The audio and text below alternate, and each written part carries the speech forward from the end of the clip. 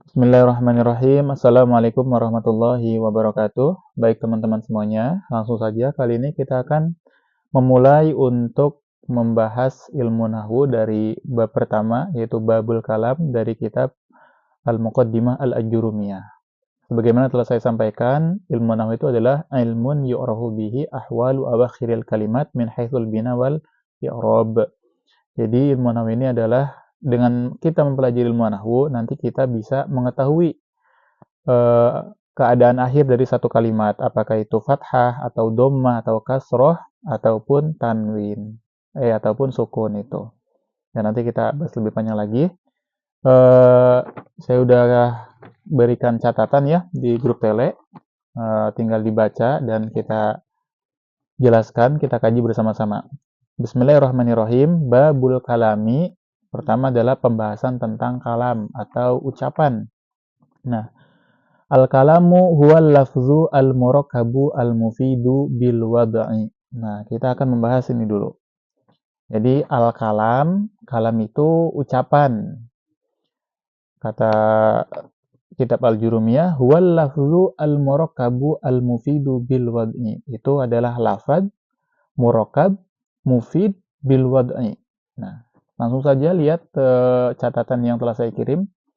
Al-kalamu fi istilahin nahwiyin huwa ma ijtama'a fihi arba'atu umurin. Kalam atau ucapan secara istilah para nahwu. Nah, nanti itu dalam bahasa Arab biasanya kita akan banyak menemukan secara lughah, secara istilah. Lughah ini berarti kembali kepada asal usul bahasa. Nah, sementara istilah itu kesepakatan para ulama terhadap satu bidang ilmu. Jadi definisi ilmu ini. Menurut ulama nahwu ini, definisinya ini. Jadi konsensus kesepakatan para ulama. Ulama sepakat nih bahwasannya ilmu nahwu ini ilmu yang yu'rafu bihi ahwalu akhiril kalimat. Jadi definisi yang disepakati oleh para ulama. Gitu. Itu istilah. Nah, di sini al-kalam menurut istilah para ulama nahwu gitu. Huwa ma ijtama'a fihi arba'atu umurin. Jadi bisa dinamakan kalam apabila di dalamnya terkumpul 4 hal katanya. Yang pertama, ayyakuna lafzon, yaitu harus sebuah lafaz. Yang kedua, ayyakuna murakaban, harus murakab. Murakab itu berarti tersusun dari 2 kalimat atau lebih. Jadi memiliki susunan minimal 2, tersusun dari 2 kata. Kemudian yang ketiga, ayyakuna mufidan. Mufidan itu memberi arti yang sempurna. Kemudian ayyakuna maudu'an bil wada'il arabi, yaitu harus maudhu bil wada'il arabi. Nanti dibahas. Jadi ada 4 ya. Syarat untuk sesuatu tersebut dinamakan menjadi kalam atau susunan atau kalam ini terdiri dari 4 syaratnya. Lafad, murakkab, kemudian mufid, kemudian wadu'. Nah, langsung kita lihat bawahnya penjelasannya. Fal-lafzu indal lughawiyyin bimakna, nah lafad ini menurut para ahli bahasa itu memiliki arti at-tarhu war-ramyu. Itu melemparkan atau melontarkan. Di sini diberikan contoh taqulu lafadhu Muhammadun an-nawah. Muhammad melontarkan an-nawah biji. Jadi melontarkan dari mulutnya. Au idza tarahaha wa ramaha min famihi. Nah, ini diperjelas yaitu melemparkan atau melontarkan dari mulutnya, dari lisannya. Nah, jadi lafaz itu segala sesuatu yang keluar dari lisan kita itu dinamakan lafaz atau kata gitu kan lafaz. Nah, itu. Kita melafazkan kan dengan lisan. Wa dan nahwiyyin. Nah, ini yang kita akan ambil definisi ini. Jadi definisi lafaz menurut ahli nahwu ini adalah as-sautu al-mustamilu ala ba'dil hurufil hijaiyyati allati awwaluha al-alifu wa akhiruha al-ya'u. Jadi lafaz ini menurut ahli nahwu itu adalah suara yang mana suara tersebut mencakup dari sebagian huruf-huruf hijaiyah. Di dalamnya ada huruf hijaiyah. Allati awaluha al-alifu wa akhiruha ya'u. Yang mana huruf hijaiyah ini yang berawalkan alif dan berakhirkan ya. Jadi kalau ada lafaz atau satu kata yang di dalamnya itu tersusun dari huruf hijaiyah, yang mana huruf hijaiyah itu dari alif dan ya sampai ya, maka itu dinamakan lafaz. Misalul dzalik, contohnya Khalidun, Muhammadun, Alkitabu. Itu semuanya itu dinamakan lafaz gitu, atau kata gitu kan. Kenapa dinamakan lafaz? Karena tersusun dari huruf-huruf hijaiyah gitu. Misalkan sekarang kalau nggak tersusun dari huruf hijaiyah, lafaz bukan gitu kan. Karena ilmu nahwu ini kan ilmu yang khusus mempelajari bahasa Arab gitu. Jadi kalau ada kata menulis, nah itu dalam ilmu nahwu ini dari dalam bahasa Indonesia menulis. Nah, itu ya lafaz tersendiri di bahasa Indonesia, tapi bukan dalam bahasa Arab. Karena nanti salah satu syaratnya itu harus menggunakan bahasa Arab gitu, karena kita mempelajari bahasa Arab. Jadi Khalidun, Muhammadun, Alkitabu. Nah, itu Khalid nama orang, Muhammad nama orang, Alkitabu itu buku. Nah, itu semuanya itu kan tersusun dari huruf hijaiyah, itu dinamakan lafaz. Fa innahum lafzun li'annahum sautun mustamilun ala ba'dil hurufil hijaiyah. Intinya apa saja yang tersusun dari huruf hijaiyah itu berarti lafaz. Dan itu bisa dilafazkan melalui lisan kita. Itu namanya lafaz. Nah, kemudian ini ada penjelasan lagi, fa idza lam yakunil kalamu lafzan la yusamma kalaman. Jadi kalau ada sebuah kalam tidak berupa lafaz, maka la yusamma kalaman, tidak dinamakan kalam. Inda nahwiyin menurut para ahli nahwu. Kal kitabah wal isyarah wa in kana yusamma kalaman indal lughawiyin. Seperti tulisan ataupun isyarat gitu. Itu udah menurut ahli nahwu itu bukan kalam. Tapi menurut ahli bahasa itu kalam. Kenapa? Karena kata ahli bahasa itu fa innal kalam indahum kullu ma afad. Karena menurut ahli bahasa, ahli lugha, kalam itu semua yang memberikan makna gitu. Membuat orang lain tuh paham. Kayak pakai bahasa isyarat, itu kan orang lain paham gitu. Kayak kalau di Mesir tuh kayak gini tuh namanya artinya menunggu. Jadi kalau kita kayak gini ke orang lain paham ini menunggu. Itu kata ahli lugha itu eh, kalam gitu. Kayak kalau kita di Indo kayak gini, berarti jangan berisik tanpa kita mengeluarkan suara, tanpa kita melafadzkan, kita ke ini aja orang lain tahu, jangan berisik gitu kan, diam. Tapi kata ahli nahwu itu bukan kalam. Kalam itu harus berupa lafaz dan lafaz itu harus dilafadzkan melalui lisan gitu. Seperti itu. Nah, jadi harus berupa lafaz. Kemudian yang kedua tadi murokab, berupa harus murokab kalam itu. Wal murakkabu indan nahwiyin, dan murakab itu menurut ahli nahwu ma tarokkaba min kalimataini fa aksar, yaitu yang tersusun dari dua kata atau lebih. Dua kalimatain berarti dua kata atau lebih. Jadi kalau satu kata berarti itu enggak murakab, minimal dua kata gitu. Saya menulis, nah itu berarti murakab karena kalimat saya itu sendiri, kalimat menulis itu juga sendiri, atau kata saya itu sendiri, kata menulis itu sendiri. Jadi kan ada dua, nah itu namanya murokab. Kalau cuma Muhammadun, itu bukan murokab, itu lafaz tapi nggak murokab. Karena cuma Muhammadun, gitu. Seperti itu. Fa'idha lam yakun murokaban, balkana mufrodan, misalu Muhammadun, rojulun, la yusamma kalaman ingdan nuhah. Maka kalau tidak murokab, tapi mufrod, itu bukan kalam. Kayak tadi nih contohnya, lafad itu kan yang suara yang berasal dari sebagian huruf hijaiyah. Gitu. Misalkan Muhammadun itu lafad, tapi bukan murokab. Kenapa? Karena cuma satu kata. Tapi kalau ditambahin Muhammadun qaimun, Muhammadun qaimun itu dua, nah itu murokab. Jadi kalau dua kata itu murokab, tersusun dari dua kata, yaitu murokab. Nah, jadi itu syarat yang kedua.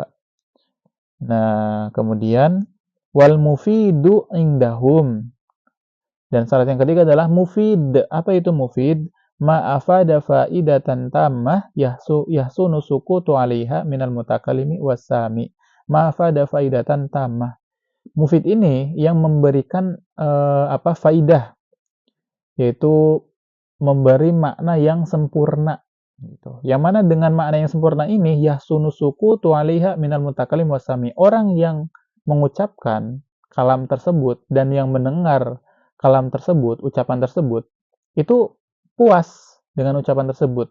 Mereka diam karena paham. Jadi tidak ada pertanyaan yang mengganjal. Misal udzalik. Muhammadun musafirun. Muhammad adalah seorang musafir, orang yang berpergian. Muhammad musafir. Udah, ketika kita mendengar kalimat Muhammad musafir, dia Muhammad orang yang traveling gitu, orang yang berpergian. Udah selesai. Beda. Beda kalau bahasanya kayak gini. Muhammad melemparkan. Nah, ini murokab kan Muhammad dengan melemparkan. Ini kan tersusun dari dua kata, Muhammad dan melemparkan. Tapi kita masih mengganjal di benak kita, melemparkan apa gitu. Karena harus ada objek kalau melemparkan itu. Kalau Muhammad berdiri, itu udah sempurna. Orang tahu semuanya, kalau mau berdiri ya udah selesai gitu. Mereka di otak mereka ya udah tergambarkan gitu, udah selesai. Tapi kalau Muhammad melemparkan, harus butuh objek yang dilemparkan gitu. Nah, itu belum sempurna, itu nggak mufid. Nah, jadi mufid itu yang memberikan makna yang sempurna gitu, makna yang taman gitu, yang sempurna. Fahadhil kalamu mufidun li'annahu afada faidah tammah yahsunu sukutu 'alaiha minal mutakallim wasami. Maka kalam al kalam mufid. Maka Muhammad musafir nih contoh yang di atas, maka ucapan Muhammad musafir ini adalah mufidun. Mufid, kalimat yang mufid. Kalam yang mufid. Kenapa? Karena lianahu afada faidah tamah yasunu sukutu 'alaiha minal mutakallim wasami. Karena orang yang mengucapkan dan orang yang mendengar kalimat tersebut, ucapan tersebut, itu puas. Maksudnya mereka menerima bahwasannya artinya itu, makna dari Muhammad musafir itu udah diterima oleh mereka. Mereka paham 100% gitu. Jadi nggak ada pertanyaan mengganjal. Saya berdiri, saya tidur, udah gitu. Tapi kalau saya memukul, itu kan butuh pada objek. Memukul apa gitu, itu belum selesai. Berarti itu belum mufid. Nah kemudian langsung wahia al-ikhbaru bisafari Muhammad, karena itu mengabarkan tentang berpergiannya Muhammad. Fa inna sami idza sami'a dzalik la yantadziru syai'an akhar. Nah, karena orang yang mendengar ucapan tersebut, Muhammad musafir, misalkan Muhammad berpergian seorang musafir, itu udah selesai. Dia nggak butuh kepada sesuatu yang lain, nggak usah nungguin gitu. Tapi kalau beda lagi nih, فَإِذَا كَانَ الْكَلَامُ مُرَكَّبًا غَيْرُ مُفِيدٍ مِثْلُ إِنْ قَامَ مُحَمَّدٌ لَا يُسَمَّى كَلَامًا عِنْدَ النَّحْوِيِّينَ.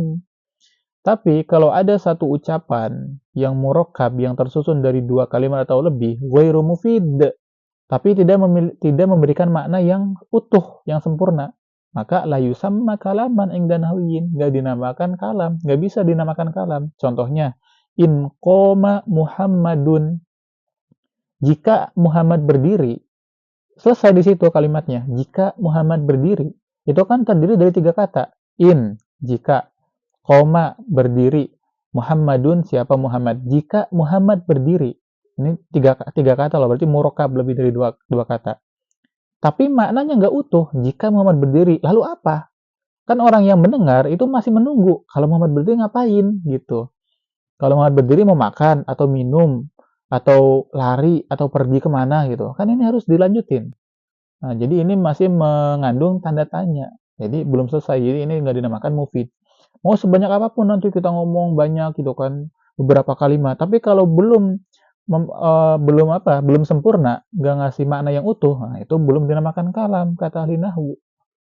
Kalam itu harus utuh gitu. Nggak membuat orang lain bertanya-tanya atau menunggu kalimat lain untuk menyempurnakan kalimat tersebut. Nah, kemudian yang keempat itu yang terakhir, wal wad'u fil istilahi yusama ja'lul lafzi dalilan ala makna. Menjadikan sebuah lafaz itu yang memiliki makna. Nah, jadi bil wadi ini nanti artinya ada dua. Ada yang mengartikan bahwasanya ini harus sesuai dengan kebiasaan orang Arab gitu. Jadi kita harus mengikuti orang Arab. Misalkan kayak kitabun, itu kan udah masyhur di orang-orang Arab, artinya kitab. Kemudian kataba artinya menulis. Jadi yang 3 tadi itu kan lafadz, murokab, juga mufid. Itu semuanya harus dalam tatanan bahasa Arab gitu.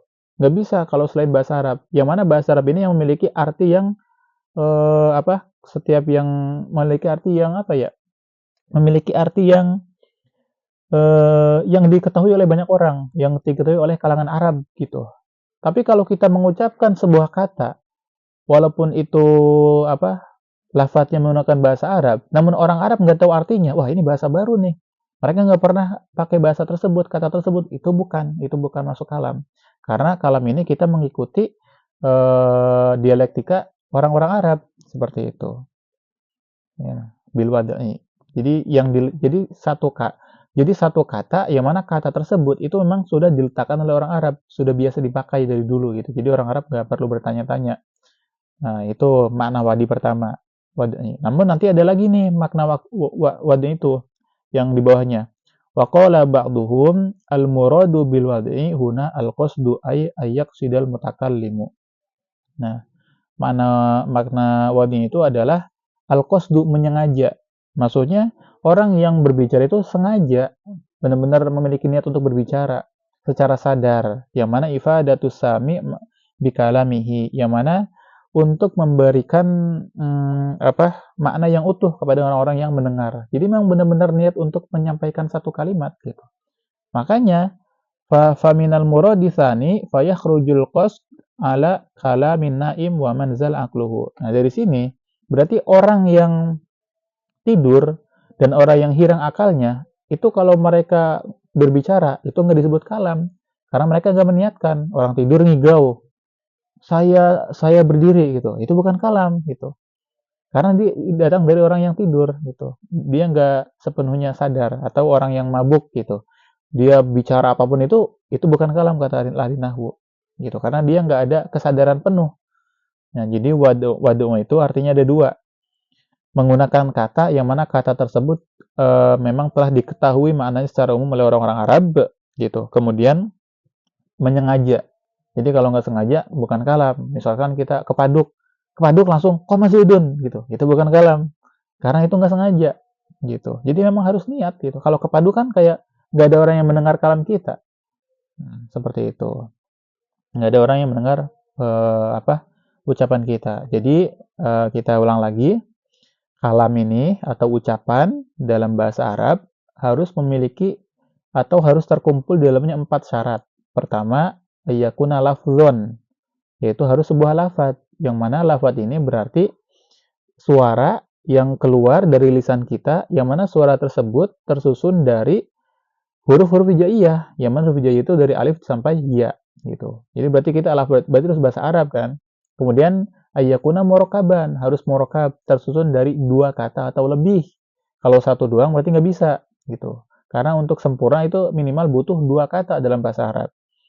Nah, kemudian yang ketiga ayyakuna mufidan, 2 kata atau lebih tersebut itu memberikan makna yang utuh sehingga kita yang berbicara dan orang yang mendengar itu paham betul, nggak menunggu kata lain atau nggak menunggu atau nggak membuat kita berpikir atau bertanya gitu, nggak meninggalkan tanda tanya gitu. Mufidan ayyakuna maudu'an biladil arabi, yaitu harus sesuai dengan kata yang biasa dikatakan oleh orang Arab gitu. Paham ya sampai sini? Nah, jadi 4, lafadz, murokab, mufid, bil, wad'i. Nah, kemudian di sini ada tambahan. Nah, misalul kalami alladzi ijtama fihi al-umur arba'ah as-sabiqah. Nah, ini contoh dari kalam, yang mana di ucapan ini, di contoh ini itu semuanya terkumpul 4 hal. Contohnya adalah koma Muhammadun. Ini kan cuma 2, koma, kata koma, dan Muhammadun gitu. Jadi koma Muhammadun ini min kalimata ini, taruh kaba min kalimata ini, tersusun dari 2 kalimat. Jadi kalau saya sering bilang kalimat, berarti itu maknanya kata ya teman-teman. Dalam bahasa Arab itu kalimat itu maknanya kata. Kalau dalam bahasa Indonesia kan kalimat itu kan susunan yang tersusun dari beberapa kata gitu, kalimat. Tapi kalau dalam bahasa Arab kalimat itu kata. Makanya qoma Muhammadun itu taruh kaba min kalimata ini, tersusun dari 2 kalimat atau 2 kata. Kata koma artinya berdiri, kata Muhammadun yaitu Muhammad. Muhammad berdiri. Nah, ini sudah saya beri keterangan. Koma Muhammadun, apakah itu di dalamnya ada lafadz? Iya, ada lafadz. Kenapa? Karena koma Muhammadun semuanya tersusun dari huruf hijaiyah. Atau apakah itu murokab? Iya. Apakah murokab? Iya. Kenapa? Karena tersusun dari dua kata. Murokab itu kan tersusun dari dua kata atau lebih. Koma, satu, Muhammadun, dua kata. Iya, itu. Kemudian mufidun, apakah maknanya utuh? Iya. Koma Muhammadun memiliki makna Muhammad berdiri. Udah, nggak meninggalkan tanda tanya. Berarti masuk. Yang terakhir, bil wad'il arabi. Sesuai dengan kata yang biasa digunakan oleh orang Arab, iya, koma Muhammadun, ini koma orang Arab tahu, koma itu berdiri, Muhammadun orang-orang Arab tahu ini nama orang gitu. Makanya Muhammad berdiri ini sudah memenuhi kriteria kalam. Maka koma Muhammadun disebut kalam karena 4 syaratnya semuanya terpenuhi gitu. Nah, ini saya beri tambahan al-kalimatu qaulun mufradun. Jadi kalimat dalam bahasa Arab itu adalah qaulun mufrad, kata yang satu. Contohnya, misal dzalik Muhammadun, satu doang. Itu berarti kalimat. Atau kitab, kitabun. Nah, itu satu kata. Itu berarti kalimat dalam bahasa Arab. Kayak gitu. Pokoknya semua yang dalam bahasa Arab itu satu kata itu namanya kalimat gitu. Sementara di sini ada al-kalim. Kalim itu apa? Ma tarakkaba min salasi kalimatin fa aksar. Afada aw lam yufid. Nah, jadi kalau kalim itu ini jama dari kalimat ya. Itu yang tersusun dari 3 kata atau lebih. Baik itu memberikan makna yang utuh atau tidak. Misal in hadoro Muhammadun. Jika Muhammad hadir, itu kan membuat kita tanda tanya. Menyisakan tanda tanya. Kalau Muhammad hadir, lalu ngapain? Tapi, nah, ya udah, itu doang. Itu namanya kalim. Jadi kalau kalim ini dia umum, sangat umum ya, lebih umum dari kalam. Nah, seperti itu teman-teman. Itu pembahasan kalam selesai. Semoga bermanfaat. Jadi nanti kalau misalkan masih ada yang bingung nih, kita bikin ini apa? Kita bikin Zoom lah atau Google Meet. Kita akan dibahas ulang gitu. Dan bisa kita diskusikan di channel Telegram yang telah saya buat seperti biasa. Itu ya teman-teman, semoga bermanfaat. Mungkin kalau ingin lebih mudah lagi ya, coba teman-teman punya buku catatan khusus, kemudian teman-teman ini kan udah ada nih, coba teman-teman kumpulin semua kata bahasa Arab gitu. Nanti deh lanjutnya gitu kan. Semoga bermanfaat. Akhirul kalam. Assalamualaikum warahmatullahi wabarakatuh.